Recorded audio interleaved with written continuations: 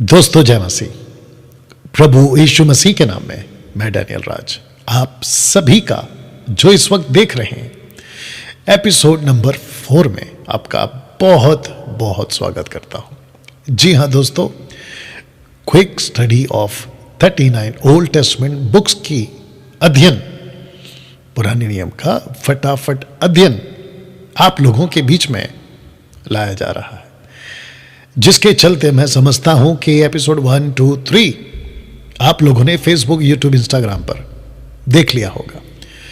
और उन सब में जो शिक्षाएं, जिसको हम कहते हैं मसाला, आत्मिक भोजन मसाला, आप लोगों के लिए फायदेमंद हो रहा है। मसीह की देह, और ये जब तक वीडियो सोशल प्लेटफॉर्म पे पड़ा रहेगा, आगे भविष्य में 20 साल, 30 साल, 40 साल, 1 सदी, 2 सदी, मुझे नहीं पता, तब तक ऐसी शिक्षाएं आप लोगों को और उन लोगों को जो आपके बाद आएंगे लाभदायक रहेगी। दोस्तों, मैं बहुत उत्साहित हूं एपिसोड नंबर 4 आपको सिखाने के लिए। इसको खूब देखिएगा, आखिर तक देखिएगा और देखने के बाद दूसरों तक भी पहुंचाइएगा। ओके ना दोस्तों, मुझे बेहद खुशी है ये बताते हुए कि YouTube, Instagram, फेसबुक पर बड़ी तादाद में, आप जैसे देख सकते हैं, बड़ी तादाद में आप लोग फॉलो कर रहे हैं। तो जिसके चलते ये लिखा है कि लाखों की तादाद में लोग खरी शिक्षाओं को अपना चुके हैं। उसके बावजूद कि मैं उन 10% में आता हूं जो इन सब को हम नहीं मानते। लिखा है कि ना हम जिब्रिश, यानी कि रबा रबा, लबा लबा, शबा शबा, और आजकल और एक आ गया अल्लाह रखा इन सब को हम नहीं मानते। बकवास है, नॉनसेंस है ये। ऐसी अन्य भाषा जिसको जिब्रिश मैंने कहा है, देखिए, जो दान प्रभु की ओर से है ना, उसको मैं मानता हूं। और पतरस ने, पौलुस ने जिस अन्य भाषाओं का जिक्र किया है ना, वो ग्लोसा है, ग्लोसा, ग्लोसोलालिया, जिसका अर्थ होता है पृथ्वी की भाषा। उसको मैं मानता हूं। अगर आज भी किधर Africa, Japanese country, Europe country में, और वहां की भाषा मुझे नहीं आती, और अगर परमेश्वर कहता कि डैनियल अपना मुंह खोल, मैं यहां की लोकल भाषा तुझे दूंगा, अन्य भाषा, speaking in tongues, not this one, gibberish, raba raba shaba shaba, not this one. I will give you the gift of tongues, speaking in language, glosa, जिसको बोलते वक्त लोग भी समझेंगे, मैं भी समझूंगा। क्योंकि पौलुस साफ कहता है कि जब तक नहीं बोलना, जब तक उसका इंटरप्रेट नहीं आए। पौलुस ये भी कहता है कि प्रार्थना करो, 1 कुरिन्थी 14 का है ना, 14-15 पे अगर आप पढ़ोगे, कहता है प्रार्थना करो कि तुमको अनुवाद भी मिल जाए। मैं उस पे मानता, लेकिन ये बकवास पे नहीं मानता मैं, और नहीं आपको मानना चाहिए। एक सच्चे मसीह को रबा रबा, शबा शबा, लबा लबा, अल्लाह रखा, रिक अंधारा बंधारा, जो भी बोलते हैं, नहीं बोलना है। ये परमेश्वर की ओर से नहीं है, बिल्कुल साफ बोल रहा हूं मैं आप लोगों को। दूसरा, ना हम दशमांश लेते हैं। तीसरा, ना ही हम पवित्र आत्मा का मजाक उड़ाते हैं, जिसको कहते हैं लेइंग हैंड्स, हाथ रखना, ठपाक ठपाक नीचे गिराना। हम ऐसे किसी कॉन्सेप्ट को नहीं मानते, क्योंकि बाइबल इसकी इजाजत नहीं देती। तो फिर मैं क्यों मानूं? हाँ, संस्था वाले करते हैं, संस्था वाले करते हैं तो मैं संस्था वाला का बात को इसके साथ नहीं जोड़ सकता। उनको रखने, उनको करना है, उनको करने दो, उनका न्याय प्रभु करेगा। लेकिन जब बात आती है ना टीचिंग की, तो मैं ऐसे सिखाऊंगा। ओके, तो जिसके चलते दोस्तों बड़ी तादाद में, लाखों की तादाद में लोग जो हैं जुड़ते जा रहे हैं। और अगर आपने अभी तक मुझे फेसबुक, यूट्यूब, इंस्टाग्राम पर subscribe, follow, icon bell press करना, ये सब नहीं किया है तो प्लीज़ करिए। इसके पीछे मकसद क्या है मेरा कहने का, बिल्कुल साफ लिखा है। इन सभी प्लेटफॉर्म से डैनियल राज पैसे नहीं कमाता। मैंने किसी प्रकार का कोई मोनेटाइज नहीं करवाया है, बिल्कुल साफ लाइन बोल रहा हूँ। ओके, तो जिसके चलते दोस्तों ये बात आपके बीच में अभी मैंने रखी है, प्लीज़ उसको करिएगा। क्योंकि ना तो आपको पैसे मिलते, ना मुझे मिलते, ना आपका कोई नुकसान है, ना मेरा कोई नुकसान है। बस फ़र्क इतना है कि जितनी तादाद में हो सके मसीह कि देह सही खुराक से तृप्त हो, भरती जाए, है ना, ये वाला शब्द भी ठीक है। ओके, अब हम स्टार्ट कर रहे हैं एपिसोड नंबर 4। तो अभी तक जो आपने सीखा है, अध्याय 1 से लेके अध्याय 3 तक सीखा है। ओके, उत्पत्ति का पहला अध्याय, उत्पत्ति का दूसरा अध्याय, उत्पत्ति का तीसरा अध्याय, इसकी बुक पूरी की पूरी टीचिंग एपिसोड नंबर 1, 2, 3 में मैंने डाल दिया है। आप लोग उसको प्लीज जरूर देखिएगा ना। अब बात करते हैं, पहले इसको देख लीजिएगा, अध्याय 4 से अध्याय 7 तक आपको ये मिलेगा। लिखा है कि मानव जाति की शुरुआत और उनका बुरी तरह से बिगड़ना। जब मैं लिख रहा हूं ना बुरी तरह से, तो इसको आप समझिएगा कि वाकई में बुरी तरह से, जिसका एक वचन आपके बीच में रख रहा हूं, उत्पत्ति 6वें अध्याय से लिया हूं, वचन 5 और 6। लिखा है कि यहोवा ने देखा कि पृथ्वी पर मनुष्य बहुत अधिक पापी है, बहुत अधिक पापी है। यहोवा ने देखा कि मनुष्य लगातार बुरी बातें ही सोचता है। वचन 6, यहोवा को इस बात का दुख हुआ कि मैंने पृथ्वी पर मनुष्यों को क्यों बनाया। यहोवा इस बात से बहुत दुखी हुआ। अब आप अंदाजा लगा सकते हैं कि जब मैं यहां पर बात करूंगा अध्याय 4, 5, 6, 7, आपको पता चलेगा कि पृथ्वी कितनी बिगड़ गई है। तो जिसके चलते दोस्तों ये बात आपके बीच में मैंने रखी है ना, क्योंकि ये स्टडी है, अध्ययन है, और वो कॉन्सेप्ट है जिसको कहते हैं क्विक स्टडी, फटाफट अध्ययन। तो वर्ड्स बाय वर्ड्स नहीं जा रहा हूं, एक एक शब्द को नहीं ले रहा हूं, लेकिन जिन चीजों को आपको समझना है पढ़ते वक्त में, तो मैंने एक बार पोस्ट बनाया था कि जब आप पुराना नियम पढ़ना शुरू करते हैं तो कुछ कैरेक्टर्स आपके सामने आते हैं, जैसा कि ये वाला। तो लिखा है कि कैन का जन्म, और ब्रैकेट में है पृथ्वी पर पहला बच्चा। ये वो बच्चा है जो पाप के बीज से आएगा, और जिसको कह सकते हैं कि आदम और हव्वा की पतन के बाद, पाप के बाद, उस गंदगी का स्वभाव लेकर यह बच्चा पैदा होगा, या यह बच्चा पैदा हुआ था उस वक्त में। तो कैन का जन्म, पृथ्वी पर पहला बच्चा। परमेश्वर ने आदम और हव्वा को कुछ बातों की हिदायत दी थी, जिसकी बात मैं आपको कर चुका हूं, लेकिन साथ ही साथ परमेश्वर ने यह भी कहा था कि जिस जिस बच्चे को तुम जन्म देते जाओगे, जिस जिस बच्चे का जन्म पृथ्वी पर होता रहेगा, एक होगा कि तुम्हारा स्वभाव लेकर पैदा होगा या होंगे, लेकिन साथ ही साथ मैं अपना एक बीज पैदा करूंगा, अपना एक मसीहा भी पैदा करूंगा, तुम्हारे ही कोख से औरत, तुम्हारे ही कोख से। बहुत ध्यान से समझना है इस बात को। आदम का स्वभाव के बच्चे पैदा होते चले गए, होते चले गए, होते चले गए, उसको कहते हैं अनराइचस लाइन। लेकिन परमेश्वर भी एक काम करते थे, उन्हीं के कोख से अपना एक धार्मिक लाइन भी लाते थे, जिसको कहते हैं righteous line, unrighteous line and righteous line, अधर्मिकता और धार्मिकता। और जिसके चलते परमेश्वर ने क्या कहा था शैतान से, सांप से, कि मैं तेरे और औरत के बीच में बैर उत्पन्न करूंगा, दुश्मनी उत्पन्न करूंगा, और इसी के कोख से एक पैदा होगा जो तेरे सर कुचलेगा। जी हाँ, मैं यीशु की बात कर रहा हूं। वाह, यीशु इस पृथ्वी पर पैदा होने का एक ही मकसद है, मानव जाति का जो पतन हुआ है ना, जिसके चलते परमेश्वर से वो अलग हो गए ना, उनको फिर से वापस जोड़ना। दैट्स इट, दूसरा कोई मकसद नहीं था। यीशु परमेश्वर है। अगर मानव जाति पाप नहीं करते, पतन में नहीं जाते, तो यीशु मसीह परमेश्वर है, परमेश्वर था और परमेश्वर रहेगा। उसको इस पृथ्वी पर आने का, पैदा होने का कोई सवाल ही नहीं उठता। और फिर ये सारे बहस खत्म हो जाते कि how can be a Jesus God. वो तो परमेश्वर पिता को, वो तो गॉड को, वो तो खुदा को अपना पिता कहता है। ये जितनी भी थियरी है ना, ये सब नहीं आते।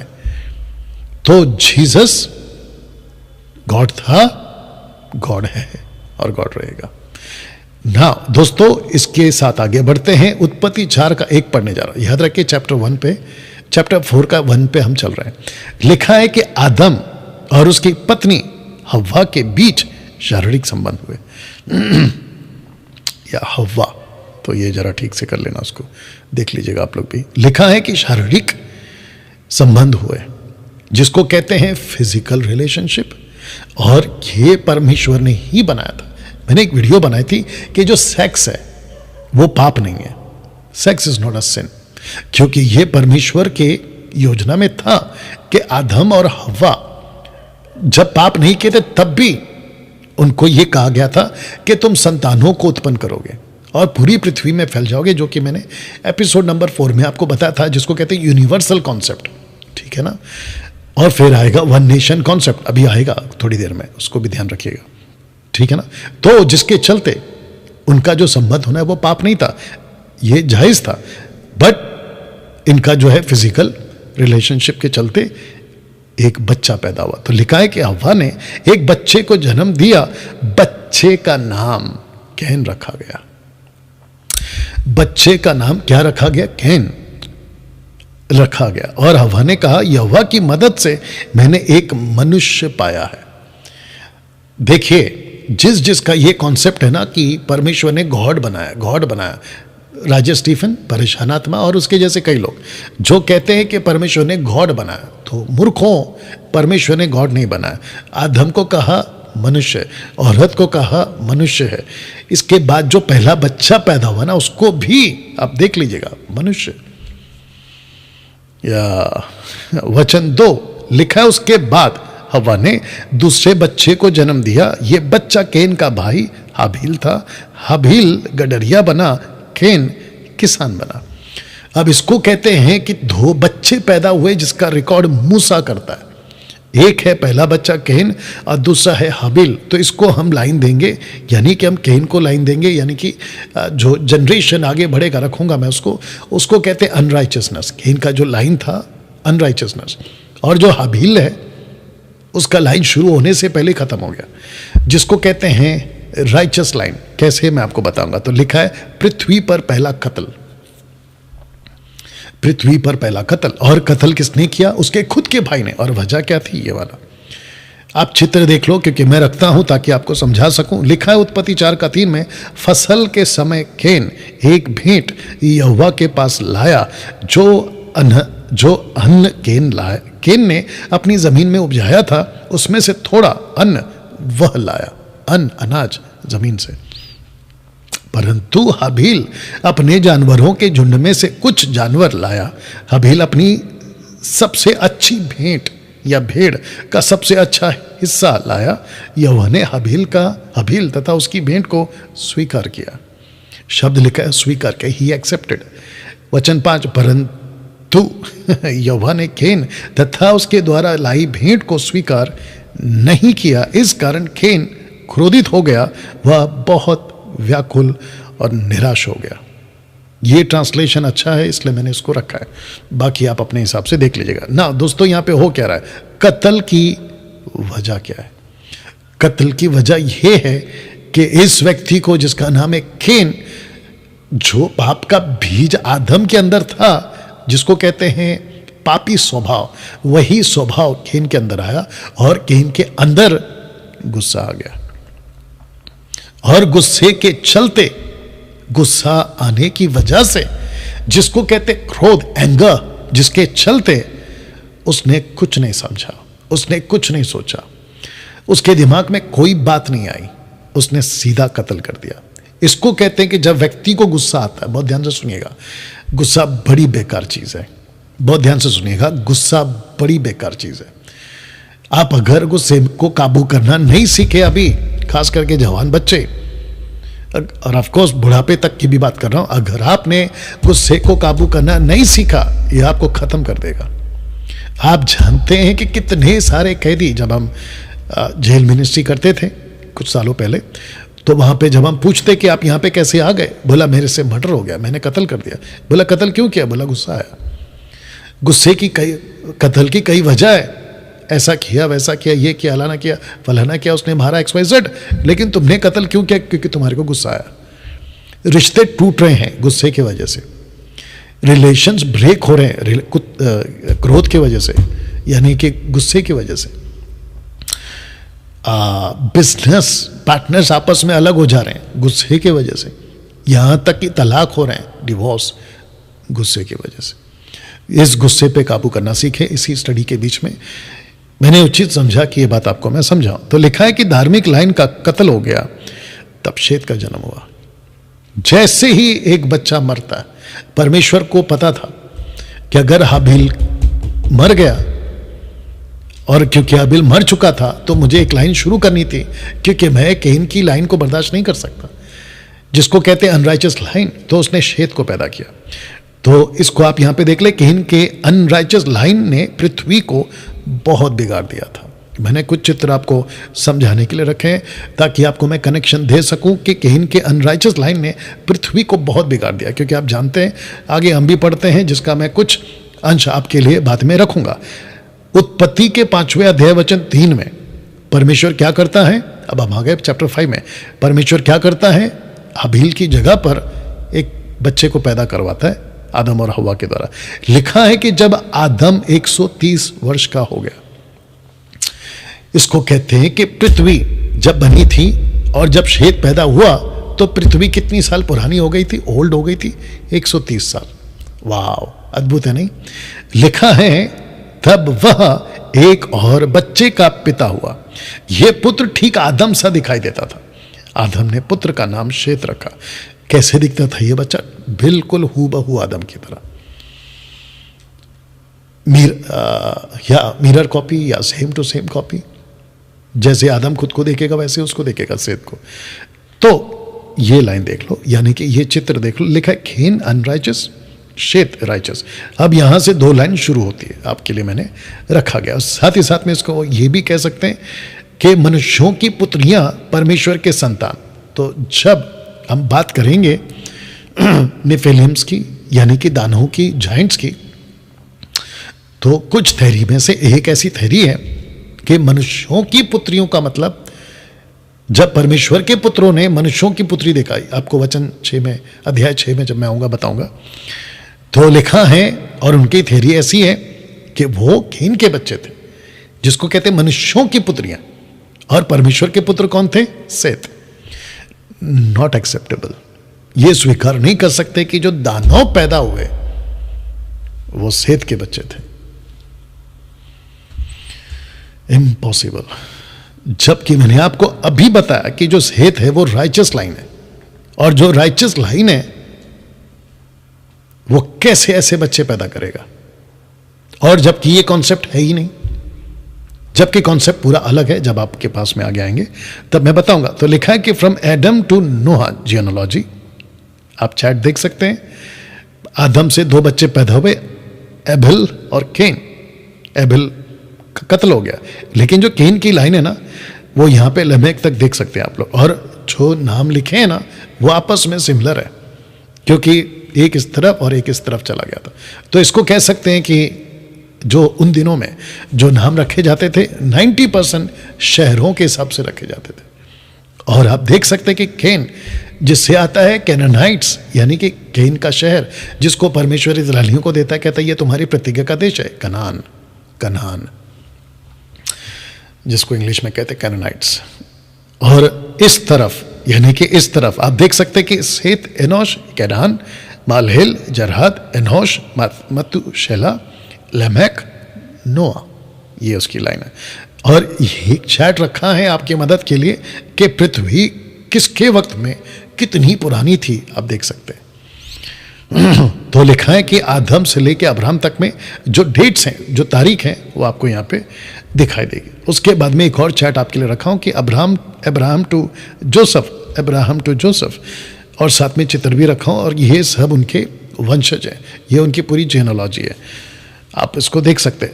लेकिन जब हम चैप्टर 12 में आएंगे तो इस व्यक्ति को जो ऊपर देख रहे दाढ़ी वाला, अब्राहम ऐसे ही दिखता है, मैं इसकी कोई गारंटी नहीं देता हूं और नहीं कोई दे सकता। अब्राहम के द्वारा यूनिवर्सल कॉन्सेप्ट जब फेल हो गया तो 1 नेशन का कॉन्सेप्ट लेकर आया। एक्सोडस चैप्टर 19 वर्स 6, निर्गमन 19 का 6, परमेश्वर इज़राइल को एक नाम देता है और उसको कहता है होली नेशन। होली नेशन, आप देख सकते हैं। ओके, तो यहां से वन नेशन कॉन्सेप्ट आपका जो है शुरू होता है, और ये वन नेशन कॉन्सेप्ट ये जीसस के आने तक चलता है। और वन नेशन कौन है? इजराइल। खास करके इजराइल में यहूदी, उनके ओके वापस बता देता, अब्राहम, इसहाक, याकूब से 12 बच्चे, जिसमें जोसेफ आता है, और जोसेफ इजिप्ट पहुंचता है, उस सब मैं आपको सिखाऊंगा। और उसके बाद में जब मूसा उन लोगों को छुड़ा कर लेकर आता है 430 साल की गुलामी के बाद में, तब वो जब फैल जाते हैं पूरी पृथ्वी पर, ट्राइब्स के रूप में फैलते रहते, तब परमेश्वर वन नेशन को डिक्लेयर करता है, या वन नेशन कॉन्सेप्ट को डिक्लेयर करता है। और परमेश्वर उनको सिखाता है कि तुमको कैसे रहना है, कैसे पहनना है, कैसे उठना है, कैसे बैठना है, क्या खाना है, क्या नहीं खाना है, बाकियों के साथ कैसे रहना है, सबके साथ में कैसे उठना बैठना है। तो ये जो जूहिश का कॉन्सेप्ट है, जिसको कहते हैं वन नेशन कॉन्सेप्ट, ये जीसस तक चला। तो इसको उठाकर कलीसिया वालों, पास्टरों, सेवकों और बाइबल टीचरों, इसका कोई भी कॉन्सेप्ट उठाकर आप मसीह की दया को नहीं सिखाना, क्योंकि जब यूनिवर्सल कॉन्सेप्ट मुंह के तक चला, अब अब्राहम के साथ में जीसस के आने तक वन नेशन कॉन्सेप्ट चला, लेकिन यीशु ने फिर से वो कॉन्सेप्ट वापस लेकर आया, जिसको कहते हैं यूनिवर्सल कॉन्सेप्ट, या यूनिवर्सल कॉन्सेप्ट। कैसे? एक्ट चैप्टर 1 वर्स 8 में क्या लिखा है आप जानते हैं ना? उत्पत्ति 1:8 में लिखा है कि पृथ्वी के कोने तक, जब पवित्र आत्मा तुम पर आएगा तो पृथ्वी के कोने तक तुम मेरे गवाह बनोगे। इसको कहते हैं यूनिवर्सल कॉन्सेप्ट। और जिसके अंदर जातियां आती हैं, जिसके अंदर कल्चर आता है, जिसके अंदर उनके तरह तरह के कपड़े आते हैं, उनका रहन सहन, उनका खाना पीना, ये सब आता है। लेकिन अगर आप वन नेशन का कॉन्सेप्ट को उठाकर मसीह की दया को, जिसको कहते हैं न्यू कवरेंट चर्च, उसको अगर सिखाओगे, यीशु की कलीसिया को सिखाओगे, तो ये गलत हो जाएगा। तो इजराइल और यहूदीवाद, इसको रखो अलग, क्योंकि वो एक कॉन्सेप्ट के लिए चला था, वो वन नेशन कॉन्सेप्ट के लिए चला था। लेकिन जब यीशु आते हैं, और आपको अच्छे से पता है कि जब यीशु मसीह का रूपांतरण हुआ, लूका की किताब उसका 12 अध्याय वचन 35 में, अगर मैं गलत नहीं हूं, वहां पे मूसा है, वहां पे एलिया है, और बीच में यीशु है, आपस में बातचीत हो रही है, लेकिन आकाशवाणी क्या हुई? मेरे बेटे की सुनो। और यीशु क्या कहते हैं? मैं जा रहा हूं, एक और सहायक को भेजूंगा। ये कौन है? ये वही सहायक है जो पानी के ऊपर मंडलाता था, उत्पत्ति 1:1 में। वाह दोस्तों, कैसा लग रहा है? तो फिर से कहता हूं, ओल्ड टेस्टमेंट का कोई भी कॉन्सेप्ट, वो चाहे खतना हो, वो चाहे दशमांश हो, और क्या है, वो चाहे रिचुअल्स, उनके सैक्रिफाइसेस, टैबरनेकल के कॉन्सेप्ट, और सबसे इंपॉर्टेंट सबात नहीं डाल सकते आप, क्योंकि मसीह की दया के लिए प्रतिदिन सबात है, प्रतिदिन सबात है, या प्रतिदिन सबात है। तो ऐसे कोई चीज को नहीं सिखाइएगा, खास करके सेवकों, बाइबल टीचरों, इसको आप समझना होगा, ठीक है ना दोस्तों। क्योंकि बात हो रही है चैप्टर 5 की, इस वन नेशन के कॉन्सेप्ट में मैं चैप्टर 12 में आऊंगा। एक इंटरेस्टिंग व्यक्ति आता है चैप्टर 5 में, जिसका नाम है हनोक। 300 साल तक परमेश्वर के संग चला, क्योंकि वचन 24 कहता है हनोक परमेश्वर के साथ साथ चलता था, फिर वह लोप हो गया क्योंकि परमेश्वर ने उसे उठा लिया। वाह, हनोक उठा लिया गया।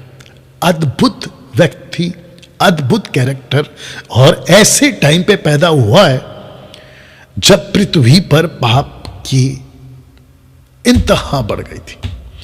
दूसरे शब्दों में पाप बेहद बढ़ चुका था। परमेश्वर मनुष्यों से इतना थक गया था या ऊब गया था कि उसने तौबा कर लिया। और उसके बीच में हनोक 65 साल की उम्र में, जब इसकी सब कुछ हो गई, बच्चे इनाल ये सब, लिखा है कि ये 300 साल तक, क्योंकि 365वें वर्ष में ये उठा लिया गया, तो मैंने इसको रखा है कि 300 साल तक ये परमेश्वर के साथ चला। और इन 365 सालों में, माफ करना, इन 300 सालों में आइए देखते हैं कि लेखक इब्रानियों की किताब का 90% या उससे भी ज्यादा मैं तो मानता हूं ये पौलुस ही होगा। लिखा है 11:5 में, बहुत ध्यान से सुनिएगा, विश्वास ही से हनोक उठा लिया गया, मृत्यु को ना देखे उसका पता नहीं मिला, क्योंकि परमेश्वर ने उसे उठा लिया था। उसके उठाए जाने से पहले, जरा शब्द को ध्यान देना, उसकी यह गवाही दी गई थी कि उसने परमेश्वर को प्रसन्न किया था। अब एक क्वेश्चन है मेरा, लेखक जो कि 100% जूइश है, जुडियाज्म से बिलोंग करता है, लेखक यहूदी है, और यह पक्का पौलुस है जिसको मैं आपको अभी थोड़ी देर पहले बोला। ये कहता है कि हनोक की गवाही दी गई। मेरा क्वेश्चन है, मूसा ने इस हनोक के बारे में, उसकी गवाही के बारे में, उसका 300 साल का जीवन कैसा था, ये क्यों नहीं लिखा? ये क्यों नहीं लिखा? क्वेश्चन है ना। लेकिन जैसे पौलुस को पता था कि मूसा ने नहीं लिखा, जैसे झूठ को पता था, यहूदा को पता था कि मूसा ने नहीं लिखा, और उसकी कई वजह हो सकती है। जब हम ऊपर जाएंगे तो मूसा को प्रभु के द्वारा पूछेंगे कि भाई आपने क्यों नहीं लिखा, और उसके कई रीजन हो सकते हैं। लेकिन हनोक के बारे में उस वक्त और उसके बाद, और पौलुस, पतरस और जूड यहूदा तक को, इन सब को पता था कि हनोक ने क्या क्या बोला है। और ताज्जुब की बात यह भी है कि बहुत सारी बातें जो पौलुस को पता थी उसने भी नहीं लिखी, पतरस को पता थी उसने भी नहीं लिखी, झूठ को पता थी उसने भी नहीं लिखी। बस इन्होंने क्या किया है कि कुछ कुछ अंश को उठाया और अपने अपने लेटर्स को लिखते वक्त में उन्होंने लिख दिया। अब उसकी कई वजह हो सकती है, वो जेल में थे, उनके पास वक्त नहीं था। ऐसा भी हो सकता है कि अगर वो लिख रहे हैं तो उनका पन्ना खत्म हो गया, शाही खत्म हो गई, उनका तरीका जो लिखने का जो भी उस वक्त में होता था वो यंत्र खत्म हो गया, साधन खत्म हो गया। या फिर ये भी हो सकता था कि जब वो लिखने बैठे हैं या कुछ प्रकाशन मिलता है या उनको जो जानकारियाँ थी, पता चला कि उनको अभी है ना कहीं और शिफ्ट कर रहे हैं जेल के अंदर, या उनको कहीं और भेज रहे हैं, या उनके ऊपर अत्याचार हो रहा है, हमको नहीं पता। लेकिन उन्होंने लिखा नहीं लिखा। तो इसकी कौन कौन सी गवाही है इस व्यक्ति के पास या इस घटना के पास, हम सीखेंगे। अब हम पहुंच गए 6वें अध्याय में।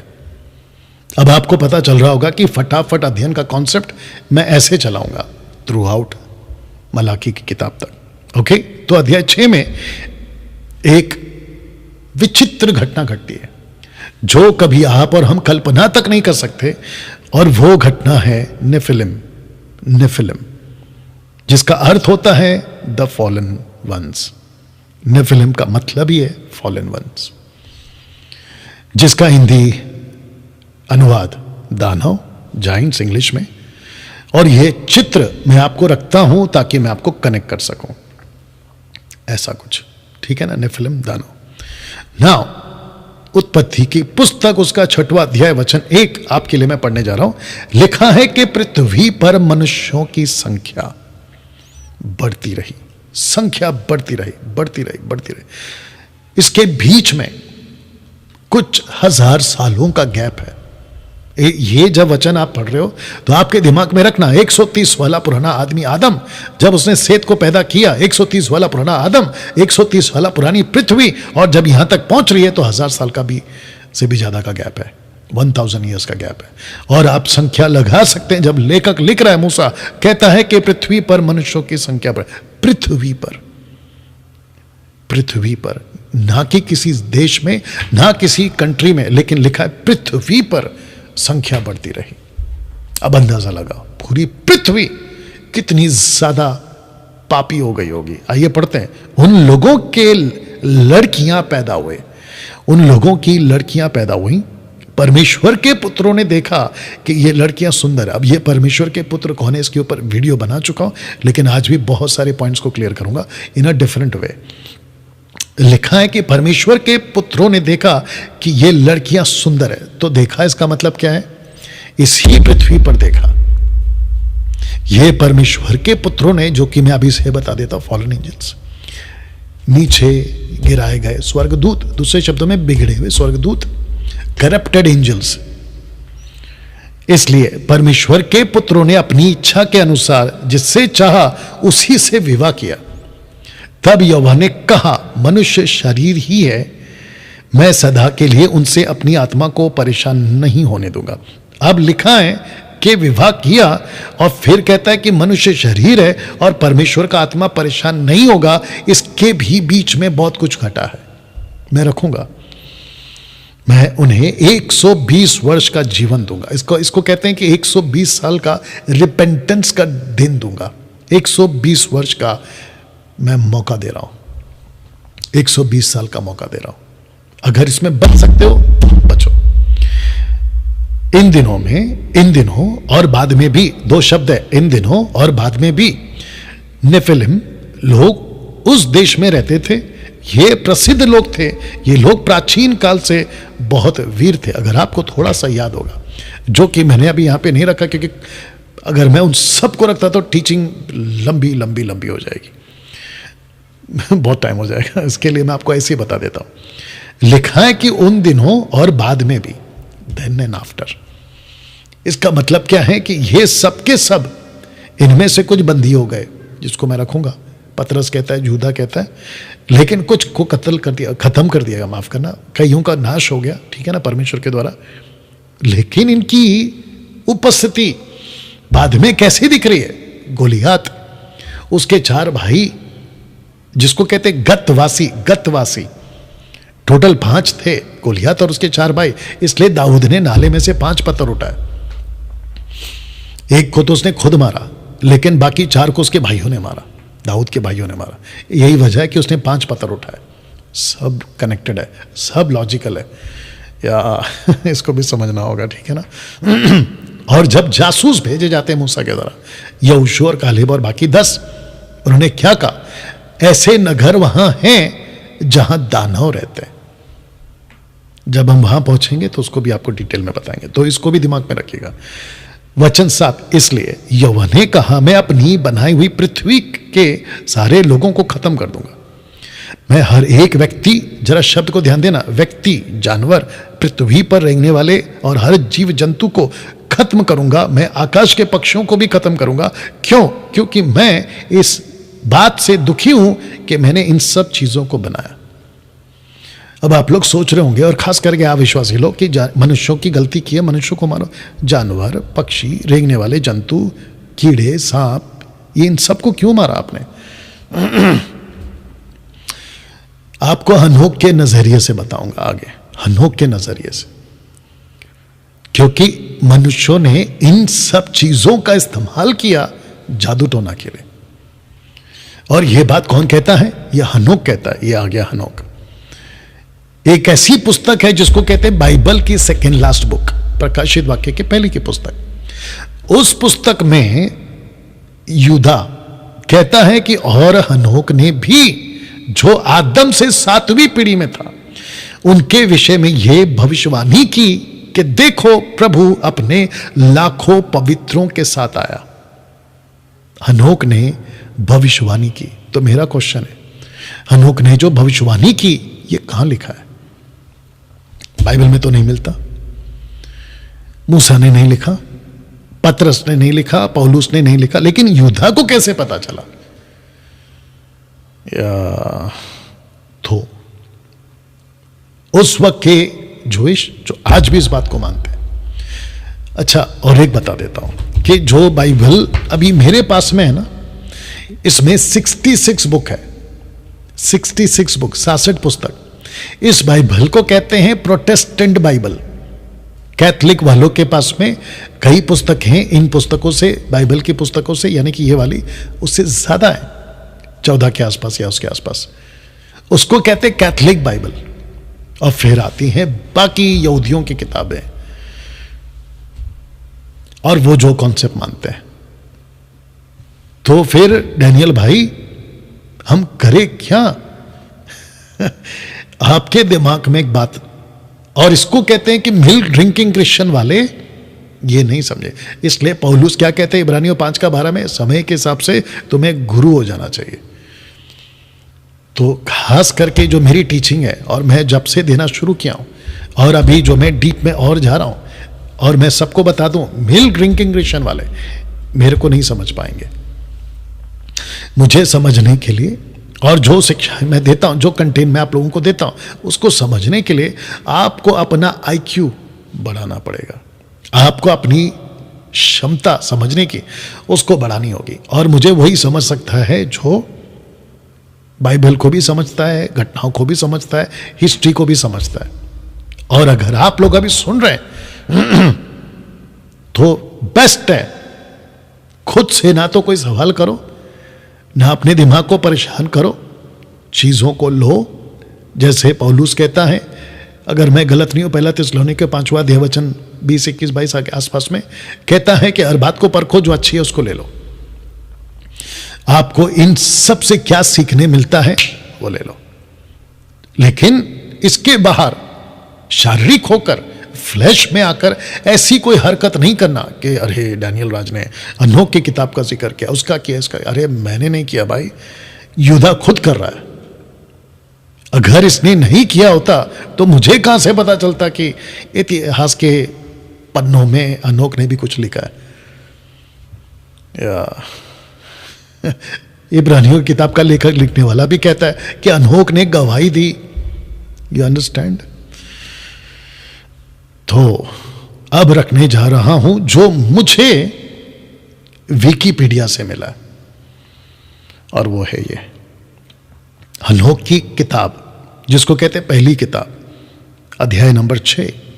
इसको मैं रखूंगा और इसको मैं पढ़ूंगा, इसलिए मैं चाहता हूं कि थोड़ा सा बारीकी से ध्यान दीजिएगा। और ऐसा हुआ कि जब मनुष्य की संतान बहुत बढ़ गई, आपको अभी बताया था मैंने उत्पत्ति, ये वाला, ये देखो, बहुत बढ़ गए। इसने भी इसी बात को लिखा, मनुष्य की संतान बहुत बढ़ गई, तब उन दिनों में उनके सुंदर और सुंदर बेटियां उत्पन्न हुई। बोला था कि नहीं बोला था? इसी बात को तो मूसा भी लिखता है।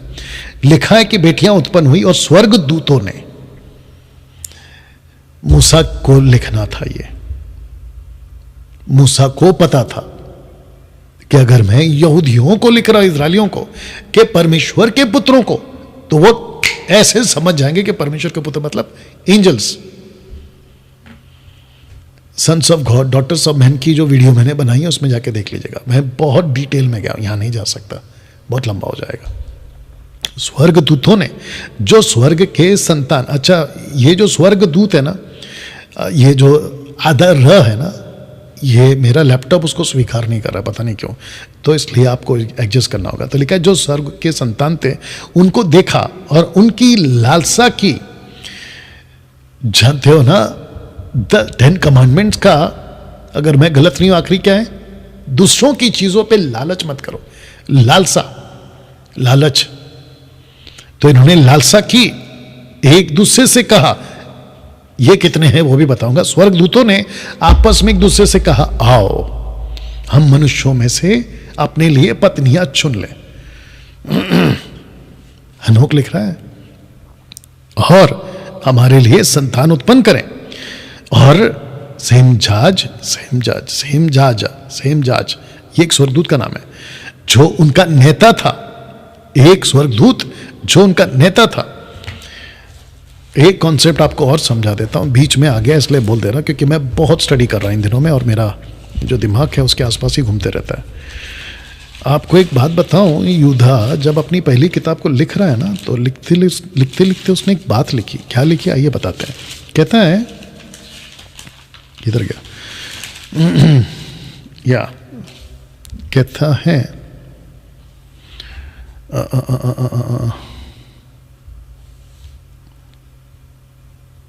ओके, इसको पढ़ते हैं वचन 8 से। झूठ चैप्टर 1 वर्स 8। इसी रीति से ये स्वप्नदर्शी भी अपने अपने शरीर को अशुद्ध करते और प्रभुता को तुच्छ जानते, प्रभुता को तुच्छ जानते, ऊंचे पद वालों को बुरा भला कहते हैं। परंतु प्रधान स्वर्गदूत मिकाएल, आर्कएंजल मिकाएल ने जब शैतान से मूसा के विषय, शाहू के विषय में वाद विवाद किया, तो उसको बुरा भला कह के दोष लगाने का साहस ना किया, पर यह कहा। आपको समझना होगा कि जो लूसीफर था मिकाएल से भी ऊपर था। तो एक लीडरशिप का, अथॉरिटीशिप का एक लेवल है परमेश्वर के पास में। कौन सा एंजल बड़ा है, फिर कौन सा एंजल छोटा है, फिर उसके नीचे कौन सा एंजल है, और जो नॉर्मल एंजल्स हैं, या इन सब का लेवल है। तो लिखा है कि और सेमजाज जो उनका नेता था। ये अनोख को पता चला कि एक ऐसा स्वर्गदूत पृथ्वी पर है जो उनका नेता था। जो उनका नेता था ना उनसे कहा मुझे डर है। ओके, नेता ने उनसे कहा मुझे डर, ये विकिपीडिया से लिया हुआ कॉपी पेस्ट है ये, ठीक है ना। मुझे डर है कि तुम वास्तव में इस काम को करने के लिए सहमत नहीं होंगे। इसका मतलब क्या है कि एक स्वर्गदूत कह रहा है कि तुम जो ये करने वाले हो, तुम ये करना नहीं चाहोगे, ये गलत है। दूसरे शब्दों में परमेश्वर ने जब स्वर्गदूतों को बनाया तो उनको फ्री विल दिया। अक्सर लोग पूछते हैं, जब परमेश्वर को पता था लूसीफर गलती करने वाला है तो उसको क्यों बनाया, वो ऐसी हरकत करने वाला तो उसको बनाया क्यों? तो आपको ये समझना जरूरी है। जहां तक हमको पता चला है और जहां तक मेरी स्टडी के हिसाब से मैंने एनालाइज किया है, आकलन किया है, कि परमेश्वर ने कभी किसी को रोबोट नहीं बनाया, उनको फ्री विल दिया, स्वयं इच्छा, और जिसके चलते इनको छूट थी, हम जो चाहे कर सकते हैं।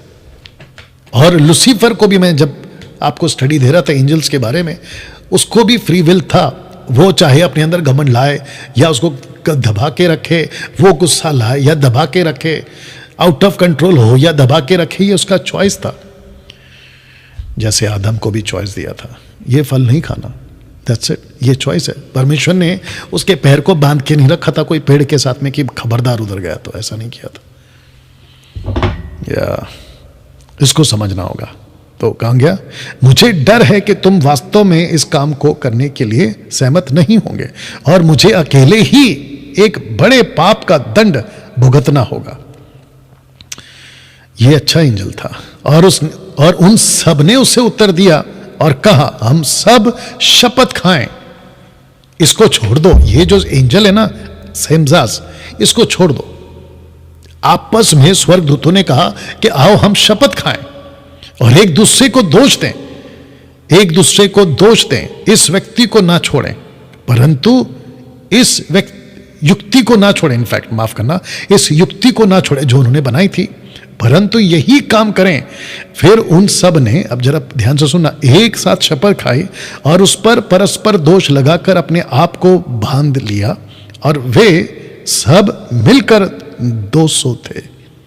तो ऊपर जो सेमजेज है ना, उसको छोड़कर ये 200 थे, पढ़ने के हिसाब से बात कर रहा हूं। ये 200 थे जो जरहेट के दिनों में हेमरोन पर्वत के शिखर पर उतरे और उन्होंने उससे आपको बांध लिया। अब जरा ध्यान से सुनना, बांध लिया था, और ये उनके नेताओं के नाम है। समलाजस उनके नेता, अब मैंने आपको बताया सबका अपना अपना नेता है। अरकुलबा, रमील, कोकबल, तमलेल, रमलेल, दानियल, ऐसे करके आपको ये सारे के सारे स्वर्गदूतों के नाम मिल जाएंगे जो हनोक लिखता है। ये उनके 10 मुखिया हैं। वाह, अध्याय 7 का वचन 1, हनोक की किताब की बात कर रहा हूं। और उन सब ने अपने साथ स्त्रियां 42, हिंदी में गड़बड़ हो सकता है लेकिन मैंने कहा ना ये कॉपी पेस्ट है, स्त्रियां 42 और एक एक अपने लिए चुन लिया और उनके पास जाने लगे। जरा ध्यान दीजिएगा, जाने लगे, उनके साथ अशुद्ध हो गए।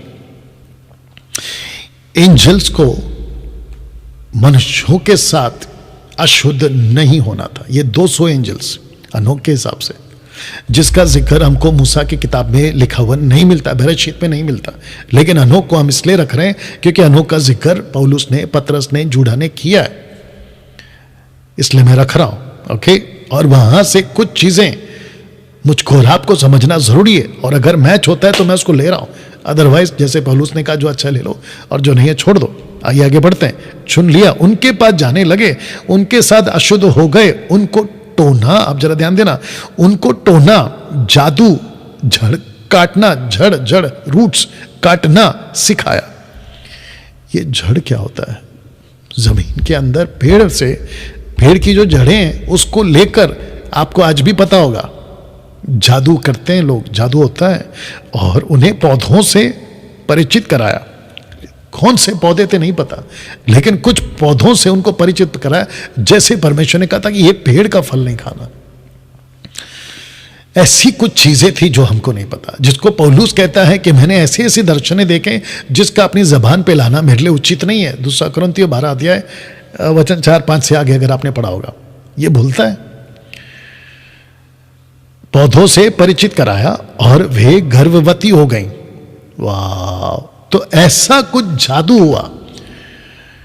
आपको याद होगा ना, उसका नाम क्या है, याकूब की पत्नी राहेल या आई गेस, और जब उसको पता चलता है कि जो मेरी बहन है लिया, उसको तो बच्चे बच्चे बच्चे, दासियों को बच्चे बच्चे हो रहे, तो एक लड़का था, जब वहां पे आएंगे तो बताऊंगा, उसको दूधा फल मिलता है मैदान में, उसको खाती है और वो गर्भवती हो जाती है। क्या लॉजिक है, क्या कनेक्शन है, नहीं मालूम। लेकिन यहां पे देखो, जो 200 स्वर्गदूत नीचे उतरे थे वो करप्ट हो गए, अशुद्ध हो गए। पहली बात लिखा है अशुद्ध हो गए। फिर उन्होंने जादू सीखा, उन्होंने जादू सीखा, या मनुष्यों को जादू सिखाया, ये भी बोल सकते हैं, जादू टोना सिखाया। और कहा, एक सेकंड दीजिए, और कहा इनको औरतों को खिलाओ। और उसके बाद लिखा है कि वो गर्भवती हो गई, उनके बड़े बड़े दाना उत्पन्न हुए। जरा शब्द को देखिए, बड़े बड़े दाना उत्पन्न हुए, जिनकी लंबाई 3000 गणों की थी। उन्होंने मनुष्यों की सारी उपज को नाश कर डाला। जब मनुष्य उन्हें बनाए नहीं रख सके तो सदैव तो दैत्य उनके विरुद्ध हो गए और मानव जाति को निगल गए, और वे पक्षियों, पशुओं, सर्पों, कॉपी पेस्ट है ये, मछलियों के विरुद्ध पाप करने लगे। याद रखो मैंने क्या कहा था, इन सबको क्यों नाश किया, अब आपको कनेक्शन मिल रहा होगा। मछलियों के विरुद्ध पाप करने लगे, एक दूसरे को मांस खाने लगे और लहू पीने लगे। तब पृथ्वी ने अधर्मियों पर दोष लगाया। आपको पता होगा ना, रोमियो की किताब में पौलुस क्या कहता है, रेफरेंस याद नहीं आ रहा, कहता है कि पृथ्वी अभी भी परमेश्वर के जनों की, परमेश्वर के पुत्रों की प्रकट होने की बाट जो रही है। और परमेश्वर ने मूसा, माफ करना, आदम से क्या कहा था कि पृथ्वी तेरे कारण श्रापित है। तो ये जो पृथ्वी है ना, ये बात करती है उसके हिसाब से। ऐसी बहुत सारी चीजें हैं जो जादू टोना से कनेक्टेड है। इसको रखकर, और यहां पे चैप्टर 8 में आने से पहले एक काम करते, उसको पहले पढ़ लेते हैं। लिखा है कि अजाजेल ने मनुष्यों के को तलवारें, छुरियां, ढालें। अजाजेल आपको याद होगा, ये एक स्वर्गदूत है अजाजेल। जब आरून एक बकरे को छोड़ देता है जंगल में, जब वहां पे आएंगे तो कनेक्शन दूंगा, लेकिन उसका कनेक्शन यीशु से, यह भी आपको अभी बता देता हूं। अजाजेल ने मनुष्यों को तलवारें, छुरियां, ढालें, झिलमे बनाना सिखाया। उन्हें पृथ्वी की छत्तुएं, उनको बनाने की कला और कंगन और आभूषण, सुरमा का उपयोग और सुशोभित करना सिखाया। पलकें और सभी प्रकार के महंगे पत्थर, सभी रंग, टिंचर और बहुत अभिक्त फैला, और बहुत अभक्ति फैल गई। बाप रे, इन सब का कनेक्शन एक जादू टोना से। और साथ ही साथ ये जो बच्चे पैदा होते थे, दानव, नेफिलिम्स, ये वहां की जो लोकल लोग थे, जनता थी, मनुष्य, उन लोगों को करप्ट करते जा रहे थे। जब उनको पता चला कि अब ये हमारे वश में नहीं है, वो सरेंडर हो गए। कौन सरेंडर हो गए? मनुष्य के सारे, पृथ्वी के मनुष्य इन लोगों के हाथ में सरेंडर हो गए। जैसे निनवे में योना को भेजा था, 1,20,000, उनको बोला रिपेंट करो, उन्होंने रिपेंट किया, देश बच गया। वाह, लिखा है कि अभक्ति फैल गई। ये सब कौन लिख रहा है? हनोक लिख रहा है। अब सुनिए, और उन्होंने व्यभिचार किया और वे भटक गए, अपने सब चाल चलन से भ्रष्ट हो गए। सेम सास ने जादू टोना और जड़ कटाता सिखाया, अमरोस ने जादू टोना सुलझाना सिखाया, बर्किलेस ने ज्योतिष सिखाया। देखो, शमसेस ने जादू टोना और जड़ काटना सिखाया। शमसेस जिसने ये कहा था कि मैं तुम्हारे साथ में यह नहीं कर सकता, ये गलत है, लेकिन उसको देखो यहां पे क्या करा, सरेंडर। इसलिए जीसस ने क्या बोला मत्ती 24:24 में, यहां तक कि चुने हुए भी बरमाए जाएंगे, even the elected one will be deceived. बोला कि नहीं बोला? इसको रखकर जो मैं बात बोलने वाला था अभी से बोल देता हूं, क्योंकि वो अंदर से ऐसा उभल रहा है। ऐसे किसी मैन ऑफ गॉड को फॉलो नहीं करना जिसका फोकस सिर्फ चमत्कार चमत्कार चमत्कार चमत्कार चमत्कार है। कभी फॉलो नहीं करना। डैनियल भाई, क्या आप चमत्कार के खिलाफ हैं? बिल्कुल नहीं। क्या यीशु चमत्कार करते थे? करते थे। क्या मानते हैं? मानता हूं। क्या यीशु आज भी चमत्कार करते हैं? क्या मानते हैं? बिल्कुल मानता हूं। क्या वो आज भी कर सकते हैं? कर सकते हैं। क्या आपके और मेरे द्वारा कर सकते हैं? बिल्कुल कर सकते हैं। लेकिन किसी भी चमत्कार को, किसी भी अलौकिक शक्ति को, किसी भी भविष्यवाणी को, या किसी भी दर्शन स्वप्न, ऐसी किसी भी एक्टिविटीज को अगर वचन से मैच नहीं हो रहा है, और ऐसी एक्टिविटीज एक वचन पढ़ने के लिए अगुवाई हो रही है, दिमाग में आ रहा है, इब्रानियों की पुस्तक उसका 13 अध्याय,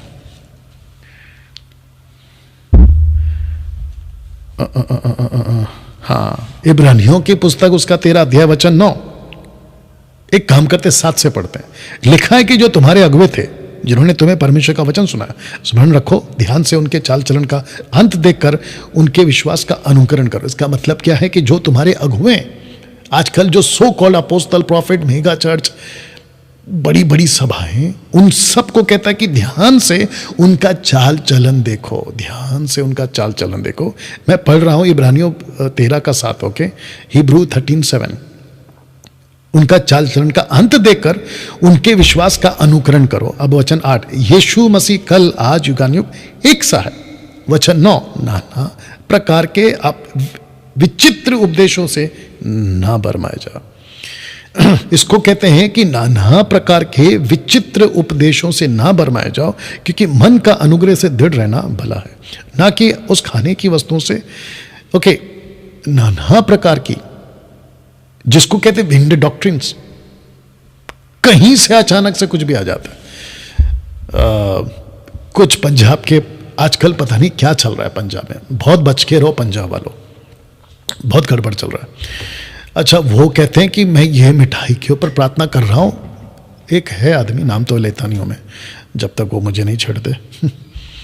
कहते हैं कि ये मिठाई परमेश्वर ने मुझे दर्शन दिया है, इस मिठाई के ऊपर अपोस्तल जी ने प्रार्थना किया है, जो जो इस मिठाई को खाएगा वो गर्भवती हो जाएंगे, महिलाएं गर्भवती हो जाएगी जिनको बच्चे नहीं हो रहे। वाह बेटा, ऐसा बहुत कुछ है जो चल रहा है। You have to be very careful. तो लिखा है कि समझेज जादू टोना सिखाने लगा, और किसने क्या क्या सिखाया, इन सब का जिक्र आपको मिलेगा। भराक झील ने ज्योतिष सिखाया, कोकाबेल ने नक्षत्रों का ज्ञान दिया, इजहेकील ने बादलों का ज्ञान दिया, अराकील ने पृथ्वी के संकेत बताए, शमासील ने सूर्य के संकेत दिखाए, सरियल ने सिखाया चंद्रमा का मार्ग, और जैसे ही मनुष्य नष्ट हुए वे चिल्लाए और उनकी पुकार स्वर्ग तक पहुंच गए। मतलब मनुष्य इतना दुखी हो गए कि उन्होंने फिर परमेश्वर की दुआएं देना शुरू किया। वाह! तो सृष्टि की पूजा मत करो, मैंने चैप्टर 3 में बोला था, सृष्टि की पूजा मत करो। बोला था कि नहीं बोला था? और ये सब कहां से आता है? देखो कहां से आ रहा है। ये इनके बोए हुए बीज हैं आज भी। ऊपर अंधकार की जो ताकतें हैं ना, वो आपसे ये करवाती हैं, पत्थर को पूजो, सृष्टि को पूजो, जानवर को पूजो, नक्षत्रों को पूजो, सूरज को पूजो, चांद को पूजो, तारों को पूजो, मनुष्यों को पूजो। रोमियो की किताब उसका पहला अध्याय वचन 17-18 में प्रभु कहता है कि मैं थक गया हूं तुम लोग को, इसलिए मैं तुमको तुम्हारे हाल पे छोड़ दिया हूं। अब पौलुस ने शायद ऐसी कोई घटना का जिक्र किया होगा, रोमियो 1 का अगर आपने पढ़ा होगा 17 से आगे, रोमन चैप्टर 1 का 17 से आगे। हाँ, कुछ ऐसी घटनाएं मूसा लिखते हैं। कहां लिखते हैं? डिटरनॉमी चैप्टर 18 वर्स 9, व्यवस्था विवरण 18 का 9। और जितने अभी देख रहे हैं मेरे साथ बने रहो, क्योंकि बहुत कुछ आपको यहां पे मिलने जा रहा है। लिखा है कि जब तू उस देश में पहुंचे जो तेरा परमेश्वर यहोवा तुझे देता है, तब वहां की जातियों के अनुसार घिनौना काम करने को ना सीखना। यहां पे क्या होता था? सिखाया जाता था।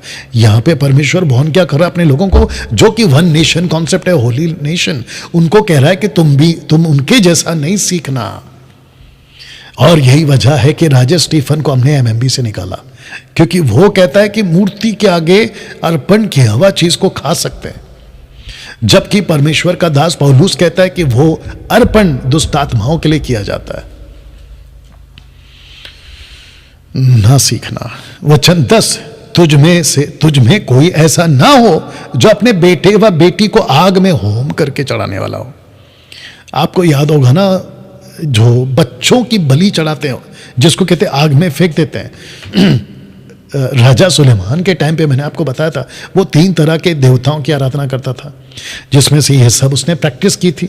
आपको याद आ गया होगा, आगे भी बताऊंगा, मतलब जब वहां पहुंचेंगे। बेटी को आग में होम करके ना चढ़ा लेना, वह भावी कहने वाला, वह शुभ अशुभ मूर्तों को मानने वाला, वह टोना, वह तांत्रिक, वह बाजीगर, वह ओछों से पूछने वाला, वह भूत साधने वाला, वह भूतों को जगाने वाला, भूतों को जगाने वाला। इसको कुछ ट्रांसलेशंस पे जब मैं पढ़ रहा था तो डेड सोल्स, मरी हुई आत्माएं। आपको याद होगा, राजा शाऊल एक औरत के पास गया, first king of the Israel. उसने कहा सुलेमान को बुलाओ, माफ करना सैमुएल को बुलाओ। याद आया कुछ? ऐसा नहीं होता है, लेकिन वो परमेश्वर था जिसने सैमुएल को भेजा, बोला जाओ उससे बात करो। यह अलग कॉन्सेप्ट है, लेकिन यहां पे इसकी प्रैक्टिस कराई जाती है। लेकिन आते कौन है? बहुत ध्यान से सुनना। सृष्टि का एक नियम है, प्रकृति का एक नियम है, परमेश्वर का मनुष्य के लिए एक नियम है। हिब्रू चैप्टर 9 वर्स 27 के हिसाब से, एक्लेसियास्टिक चैप्टर 12 वर्स 7 के हिसाब से, मनुष्य पैदा होता है, मनुष्य मरेगा, और मरने के बाद में उसकी आत्मा परमेश्वर के पास, या तो न्याय के लिए अनंत काल के लिए नरक, या तो न्याय के लिए अनंत काल का स्वर्ग, अगर उसने अच्छे काम किए। लेकिन इस प्रकृति का नियम यह नहीं है कि कोई मरा हुआ आदमी को तुम ऐसा कोई जादू करके उसको बुला लो। लेकिन यहां पे यह प्रैक्टिस कराई जाती थी, क्योंकि दुष्ट आत्माएं उसकी नकल करती। और यीशु ने क्या कहा यूहन्ना 8:44 में? शैतान झूठ का बाप है। दुष्ट आत्माएं झूठ बोलती हैं, भूत जगाने वाले। वचन 12, क्योंकि जितने ऐसे ऐसे काम करते हैं वे सब यहोवा के सम्मुख घृणित है। उन्हीं घृणित कामों के कारण तेरा परमेश्वर यहोवा उनको तेरे सामने से निकालने पर है। वचन 13, तू अपने परमेश्वर यहोवा के सम्मुख सिद्ध बना रहना। वे जातियां जिनका अधिकारी तू होने पर है, शुभ अशुभ मूर्तों को मानने वालों और भावी कहने वालों की भावी कहने वालों की सुना करती हैं, परंतु तुझको तेरे परमेश्वर यहोवा ने ऐसा करने नहीं दिया। वो करते थे उन दिनों में, कैनानाइट्स, कनान के लोग करते थे, और वो सब कुछ करते थे जो आपने अभी यहां पे देखा। तो किसने सिखाया? फॉलन एंजल्स, दुष्ट आत्माओं ने सिखाया। कितने लोग समझ रहे हैं मैं क्या बात कर रहा हूं? दिमाग की बत्ती जल रही है?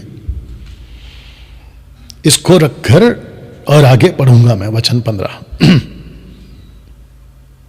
आपको कभी किसी वास्तुशास्त्र, सुपरस्टिशियस, ये कलर, वो कलर, ऐसा वैसा आपको नहीं मानना है, क्योंकि वचन 15 कहता है कि तेरा परमेश्वर यहोवा तेरे मध्य में, तेरा परमेश्वर यहोवा तेरे मध्य से, अर्थात तेरे भाइयों में से मेरे समान, क्योंकि परमेश्वर मूसा से बात कर रहा, मूसा इस्राएलियों से बात कर रहा, मेरे समान एक नबी को उत्पन्न करेगा, तू उसकी सुनना। और जब यीशु का रूपांतर हुआ, एक तरफ मूसा एक तरफ एलिया, ऊपर से आकाशवाणी क्या हुई, इसकी सुनना। मुसलमानों को अभी तक ये नहीं समझ में आ रहा है कि ये नबी है कौन। लिखा है कि तेरे भाइयों के बीच में, तो इसका मतलब मूसा कौन था, यहूदी। यीशु कौन था, यहूदी। यही तो लिखा है पौलुस ने गलतियों की पुस्तक में कि वो व्यवस्था के दायरे में पैदा हुआ, अंडर लॉ। यीशु व्यवस्था के दायरे में पैदा हुआ। आप लोगों को इसकी स्टडी करने की जरूरत है, मुसलमानों, या खास करके सो कॉल्ड स्कॉलर्स जो अनाप शनाप बकते रहते हैं। लिखा है कि तू उनकी सुनना, यानी कि यीशु आएगा और यीशु सिखाएगा आप लोगों को और हम लोगों को कि सही क्या है, और जिसके चलते यीशु ने सिखाया। और यही वजह है कि इस प्लेनेट के ऊपर हम किसी प्रकार का कोई सुपरस्टिशियस, वास्तुशास्त्र, ये वाला वो वाला, पहला पैर दूसरा पैर, फिंगर क्रॉस, नंबर्स नहीं मानते। लिखा है कि उसने हमें स्वतंत्र किया है और हमें स्वतंत्रता में चलना है। आई गेस गलातियंस चैप्टर 5:1, अगर मैं गलत नहीं हूं ना। वापस आते हैं चैप्टर 9 में, अनोखी पुस्तक पर। लिखा है कि तब मिकाएल, जब पृथ्वी पे लोगों ने पुकारा, उनकी पुकार स्वर्ग तक पहुंची, तब ये 4 एंजल्स आते हैं। लिखा है कि लिखा है कि मिकाएल, उरियल, रफेल, गैब्रियल। याद है कि नहीं, एपिसोड नंबर 3 में बताया था। टॉप पे कौन था, लूसीफर। आपने एक और चीज नोट किया होगा, सबके नाम के आगे मिकाएल, उरियल, रफेल, गैब्रियल, सबके नाम के अंत में एल आता है। एलोहिम, जो कि परमेश्वर से कनेक्टेड है या परमेश्वर के लिए है, ये भी बोल सकते हैं। लिखा है कि गैब्रियल ने स्वर्ग से नीचे दृष्टि करके देखा, अब इसको सुनिएगा, और पृथ्वी पर बहुत खून बहाया जा रहा है। एक एक शब्द को ध्यान देना। लिखा है कि पृथ्वी पर, ऐसा नहीं लिखा है कि कोई गांव में या देश में, नहीं, लिखा है पृथ्वी पर बहुत खून बहाया जा रहा है। इसको ऐसे बोल सकते हैं कि पृथ्वी के उस वक्त में जितनी भी पॉपुलेशन थे, उन सभी देशों में, उन सभी बॉर्डर्स में, उन सभी जगहों पर लिखा है कि बहुत खून बहाया जा रहा था। और पृथ्वी पर सारा अधर्म हो रहा है, पृथ्वी पर सारा अधर्म हो रहा है। ये अलग हिंदी है, इसलिए मैंने ले लिया, सिर्फ कॉपी पेस्ट किया। और वे एक दूसरे से कहने लगे, पृथ्वी पर कोई बसने वाला ना रहा। मतलब अभी किसी को चांस नहीं दे सकते। उनके रोने की आवाज स्वर्ग के फाटकों तक चिल्लाती है, और अब हे स्वर्ग के पवित्रों, मनुष्यों के प्राण तुम में से ये कहकर कहते हैं कि हमारा मुकदमा परम प्रधान के सामने ले आओ। आपको याद होगा कि ये लैंग्वेज ऐसा मूसा भी कहते थे। इस्राएलियों की पुकार मुझ तक पहुंच गया। परमेश्वर खुद कहता था मूसा से कि उनकी जो चिल्लाहट है वो मेरे कानों में पहुंच रही है। स्वर्गदूत नीचे आते हैं, उसका नाम क्या है, एक्ट चैप्टर 10 में निकोदेमुस नहीं, उसका नाम क्या है, बड़ी स्टडी हो रही है नहीं आजकल। एक्ट चैप्टर 10 में कॉर्नेलियस, स्वर्गदूत आकर क्या कहता है कि तेरी प्रार्थना परमेश्वर के पास पहुंच गई है। याद आया कुछ, कॉर्नेलियस, हाँ कॉर्नेलियस, एक्ट चैप्टर 10 1 से देख लेना। तो लिखा है कि सामने ले आओ, और उन्होंने युगों के, बहुत ध्यान से, उन्होंने युगों के प्रभु से, युगों के सनातन, इसको भी पता था सनातन कौन है, सनातन परमेश्वर कौन है। लिखा है कि उन्होंने युगों के प्रभु से कहा, प्रभुओं के प्रभु, वाह, यीशु प्रभुओं के प्रभु और परमेश्वर, देवताओं के राजा, राजाओं के राजा और युगों के ईश्वर, आपकी महिमा का सिंहासन युगों की 7 पीढ़ियों के लिए खड़ा है, और आपका नाम सभी युगों के लिए पवित्र और गौरवशाली और धन्य है। तू ही ने सब कुछ बनाया, तू ही सब वस्तुओं पर सामर्थ रखता है। सब वस्तुएं तेरे सामने नंगी और खुली हैं। मतलब मेरा उठना बैठना आना जाना, मैं अगर दाऊद कहता ना, मैं अगर कहीं पे भी छुप जाऊं तो तू मुझे वहां देख सकता है। और तू सब वस्तुएं देखता और कोई भी वस्तु तुझसे छिप नहीं सकती। तू देख रहा है कि अज़ाज़ेल ने क्या किया। तू देख रहा है कि अज़ाज़ेल ने क्या किया है, जिसने पृथ्वी पर सभी अधर्म सिखाए। और अब इसको सुनो, जिससे तूने अपने सहयोगियों पर शासन करने का अधिकार दिया है। और वे पृथ्वी पर मनुष्यों की बेटियों के पास गए और वे स्त्रियों के साथ सोए। बहुत ध्यान से सुनना, उन्होंने शारीरिक संबंध बनाया। लिखा है, हनोक कहता है, उसको जो प्रकाशन मिला, कहता है कि स्त्रियों के साथ सोए, फिजिकल रिलेशनशिप, और अपने आप को अशुद्ध किया। किसने? स्वर्गदूतों ने, जिनको आपने अधिकार दिया था। 200 स्वर्गदूत याद आ गया होगा आपको। अज़ाज़ेल अलग उनका लीडर है, और उन पर सब प्रकार के पाप प्रकट किए। और स्त्रियों के पास दानव पैदा हुए, स्त्रियों के पास दानव पैदा हुए, और इस प्रकार सारी पृथ्वी खूनी और अधर्म से भर गई है। और अब देखो, जो मर गए उनके प्राण स्वर्ग के फाटकों पर रो रहे हैं, और उनका विलाप बढ़ गया है। और उन अधर्म के कामों के कारण जो पृथ्वी पर किए गए हैं बंद नहीं हो सकते। और तू सब बातें उनकी घटित होने से पहले से जानता है। तू उन बातों को देखता है और तूने उन्हें सहता है। और तू हमसे इन्हें कहता है कि हमें इनके विषय में क्या कर। तू हमसे नहीं कहता कि हमें इनके विषय में क्या करना चाहिए। और ये बात आपको मैं बता चुका हूं कि परमेश्वर पछता रहा था मनुष्य को बनाकर। ये चैप्टर 10 लास्ट है, इसको भी पढ़ेंगे। लिखा है कि तब परम प्रधान पवित्र और महान ने कहा। क्या कहा सुनते हैं? उरियेल को लेमेक के पुत्र के पास जा। उरियेल से कहा। ये उरियेल कौन है? द बुक ऑफ जशर,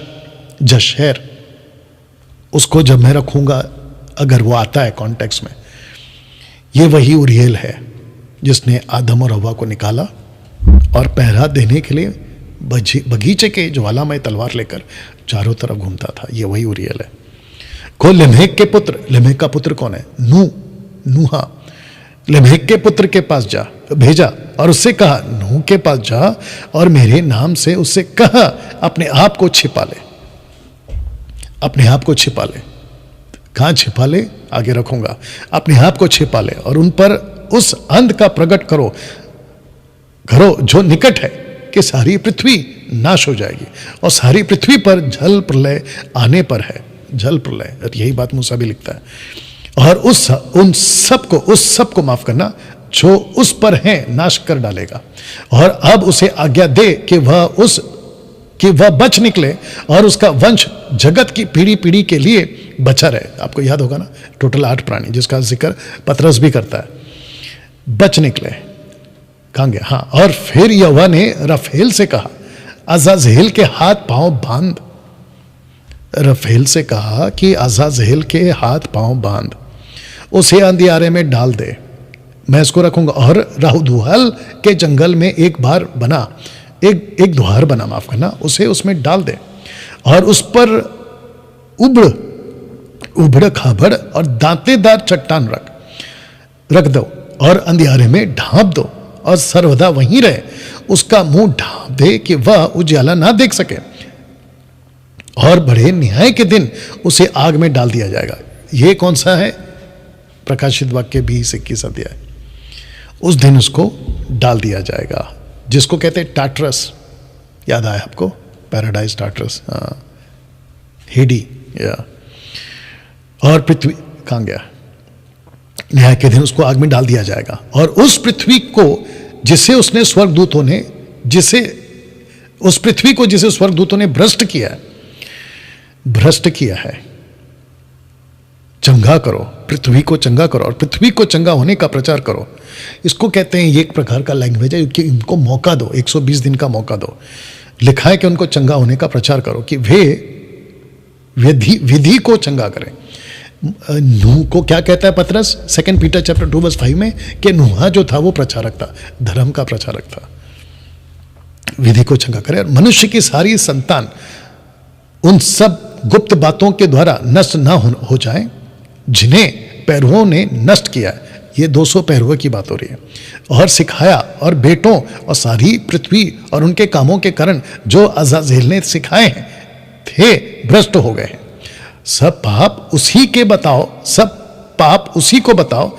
और जिब्राइल से प्रभु ने कहा, कमीनों और दुष्टों और व्यभिचारियों के बच्चों के खिलाफ आगे बढ़ा। तो यहां चारों के चारों स्वर्गदूत का जिक्र हो रहा है। मैं फिर से पढ़ता हूं, कमीनों और दुष्टों व्यभिचारियों के बच्चों के खिलाफ आगे बढ़े, और पुरुषों के बच्चों से, व्यभिचार के बच्चों और पहरेदारों के बच्चों,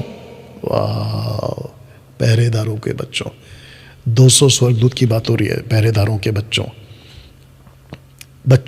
के खिलाफ आगे किधर गया? पहरेदारों के बच्चों को नष्ट करे और उन्हें बाहर जाने के लिए प्रेरित करें, भेजे। और वे एक दूसरे के विरुद्ध हो गए, एक दूसरे को युद्ध में नष्ट कर डाले, क्योंकि उन्हें अधिक दिन ना रहेंगे। और जो कुछ वे अर्थात उनके पुरखा तुझसे मांगेंगे, मांगेंगे, वो उनके बदले में उनके पुरखाओं को पूरा ना किया जाएगा, क्योंकि वे अनंत जीवन जीने की आशा रखते थे। कौन? ये 200 एंजल्स। इसको भी पढ़ के खत्म करते हैं। लिखा है कि उनमें से एक 500 वर्ष जीवित रहेगा। यहोवा ने 500 वर्ष का जिक्र क्यों? क्योंकि भोट को बनने में 500 वर्ष नहीं, ये गलत है। फिर ये शेर की पुस्तक में लिखा है 5 वर्ष लग गए नूहा को जहाज बनाने में, 500 वर्ष जीवित रहेंगे। यहोवा ने मिकाएल से कहा, जा समझेजा और उसके साथियों को बांध ले जो स्त्रियों के साथ मिल गए हैं। समझेजा याद आया कुछ? ये पहले मना कर रहा था, नहीं करना है, ये गलत है, परमेश्वर के नजर में गलत है, लेकिन देखो मिल गया हो। लिखा है कि समझेज और उसके साथियों को बांध ले जो स्त्रियों के साथ मिल गए और उनके द्वारा अपनी सारी अशुद्धता करके अशुद्ध हो गए। और जब उनके बेटे एक दूसरे को मार डालें, उन्होंने अपने प्रियजनों का विनाश देखा हो तो उन्हें 70 पीढ़ियों तक पृथ्वी की घाटियों में बांधे रखे। उनके न्याय के दिन तक, उनके समापन तक अर्थात न्याय के दिन तक हमेशा हमेशा के लिए खत्म हो गए हैं। उन दिनों में आग के अथाह कुंड में पहुंचाए जाएंगे। अथाह कुंड याद आ गया आपको? यातना और बंदीगृह में डाल दिए जाएंगे, जिससे वे सर्वदा के लिए कैद किए जाएंगे। और जो कोई भी दोषी ठहराया जाएगा, नष्ट कर दिया जाएगा, वह अब से अंत तक उनके साथ बंधा रहेगा। पीढ़ियों और दुष्टों और पैरुओं के संतान की सब आत्माओं को नाश करो, क्योंकि उन्होंने मनुष्य जाति पर अन्याय किया है। पृथ्वी पर सबसे अधर्म का नाश करो और हर बुरे काम का अंत हो। धर्मी, जरा शब्द को ध्यान देना, धर्म और सत्य का पौधा प्रकट हो। यीशु को बाइबल क्या कहती है? सीड, बीज। मती का 13 अध्याय याद आ गया आपको? अच्छा बीज याद है कुछ? तो लिखा है धर्म और सत्य का पौधा प्रकट हो, वह अधिक आशीष ठहरे। धर्म और सत्य के कार्य सदैव सत्य और आनंद में बोए जाएंगे। ना इन सब को पतरस क्या कहता है, आइए इसको भी पढ़ लेते हैं। लिखा है पहला पत्र 3:19-20 में, उसी में उसने जाकर कैदी आत्माओं को भी प्रचार किया। अब आपको पता चला जब आप यहां पे पढ़ रहे थे, तो ये कैदी आत्माओं को भी प्रचार किया जिन्होंने उस बीते समय में आज्ञा ना मानी, जब परमेश्वर नूह के दिनों में धीरज धरकर ठहरा रहा और वो जहाज बन रहा था, जिसमें बैठकर थोड़े लोग अर्थात 8 प्राणी के द्वारा बच गए। आप घटना को कनेक्ट करिए। अभी झूठ क्या कहता है ये सुनते हैं। फिर जो स्वर्गदूतों ने अपने पद को स्थिर न रखा, वरन अपने नीच निवास को छोड़ दिया, उसने उनको भी उस भीषण दिन के न्याय के लिए अंधकार में, जो सदा काल के लिए बंधनों में रखा। वाह दोस्तों, कैसा लग रहा है? अद्भुत है नहीं? या अब नूह की एंट्री होती है, लेकिन इसको हम सीखेंगे एपिसोड नंबर 5 में। दोस्तों, आशा करता हूं आपने बहुत सारी बातों को सीखा है आज। तो फिर से कहता हूं, इस बाइबल को मार्टिन लूथर के द्वारा प्रोटेस्टेंट बाइबल घोषित किया गया था। प्रोटेस्टेंट बाइबल, कैथलिक उनकी बाइबल अलग, प्रोटेस्टेंट उनकी बाइबल अलग, यहूदियों की उनकी किताबें अलग। लेकिन हम इसको ज्यादा प्रेफर क्यों करते हैं?